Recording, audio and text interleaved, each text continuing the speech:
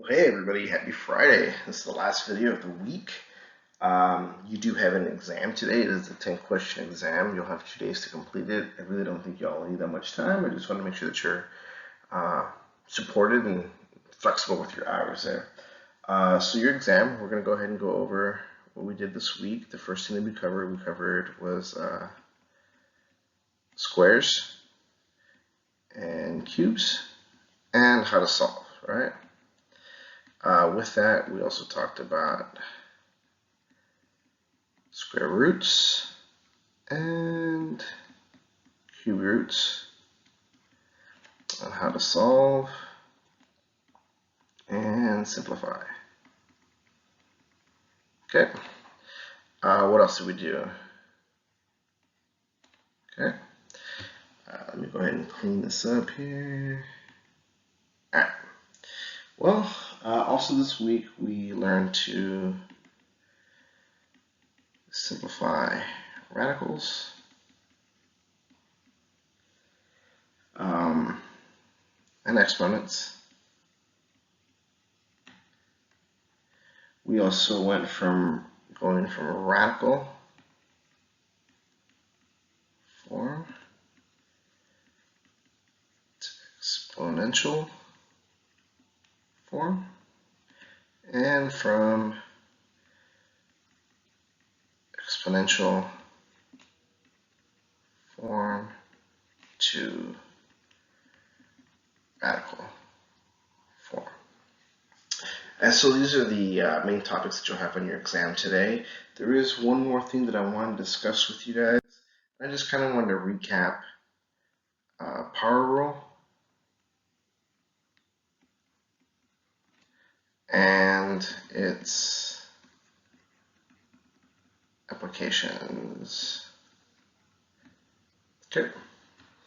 So going over the power rule and its applications, let's talk about a situation where we have 4x squared. And so what a lot of you guys will want to do is you'll say, oh, that's easy. We can just do 4x times 4x. And you guys know that 4 times 4 is 16, and x times x is x squared. And you are technically correct. The way I would like for us to work this out, though, is I want us to recognize that when we have 4x and we're squaring all of it, that this 4 has an exponent of 1 and this x has an exponent of 1. And so when we apply power rule, and again, m to the power of n times q is the same thing as m and q. And we're going to multiply this here. We've done this in the past. We should see it like 4 of 1 times 2, x of 1 times 2. And so what you're left with is 4 squared x squared, which will give you 4 squared is 16, x squared. Same thing. You're probably wondering, Mr. So that's like a lot more work. Why do we have to do it like that? Well, because this way is not always going to be as simple.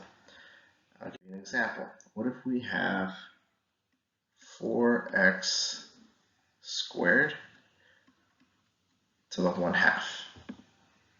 What do I do? Like, how do I split this up into two different monomials, whatnot? Okay, a lot of you already seen though, this is just 1/2. It means that I can just raise this to the, or rewrite this as a square root and solve that way too. Yes, you can. But I do want to practice our power rule applications. So when we do that, we're going to distribute this to this 2. We cannot forget that this 4 also has a power of 1. So we need to distribute him over here as well. So essentially we would have 4 to the 1 times 1/2 and x 2 times 1/2. Well, this will give us 4 to the 1/2 and x, well, 2 times 1/2, just to simplify this word, 2 times 1 times 1 over 2.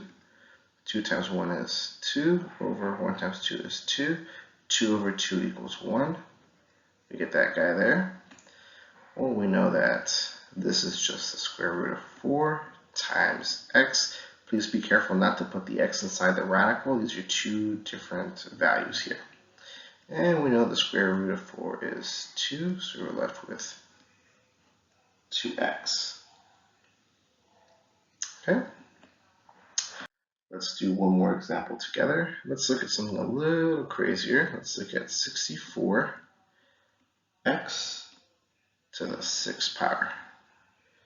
And let's raise that to the 3rd power. Okay. Well, this looks different. We already have way larger values inside the parentheses. We have a 1/3, which is not as, I think, as comforting as a 1/2. But the same rules apply. So we want to take the 64. We know that he's got a power of 1, and this x to the 6th stays the same. So we apply that power rule, or essentially applying it here and here. So that would give you 64, 1 times 1/3, and x to the 6th times 1/3. And then we simplify it out. Well, 64 to the 1 times 1/3, 1 times 1/3 is just 1/3, so we have 64 to the 1/3 times x. 6 times 1/3, well, you guys know that's 6 over 1 times 1 over 3. 1 times 6 is 6, 1 times 3 is 3, 6 divided by 3 is 2. Put that guy there. So we're going to have 64 to the 1/3. You guys already know from previous lessons, it's the same thing as the cube root of 64 times x squared. You don't need to use a calculator for this, guys. Y'all should already know what the cube root of 64 is. If you don't, there is the square root and cube root chart in your files folder. Okay, so you can look that up as well, but you should be able to recognize that the cube root of 64 is 4, and then times x squared. And that's what we have here. Okay, so to break down your exam, you're going to have 10 questions total. It's covering everything from this unit, so it's just recent, weekly material. Okay, and you'll have it to do on due Sunday. Okay, best of luck. If you guys have any questions, please feel free to reach me at my office hours. You guys already know what time those office hours are. Don't hesitate to call or ask for any questions. All right, guys, y'all have a good week. Good luck, and we'll see you next week for a brand new week of instruction.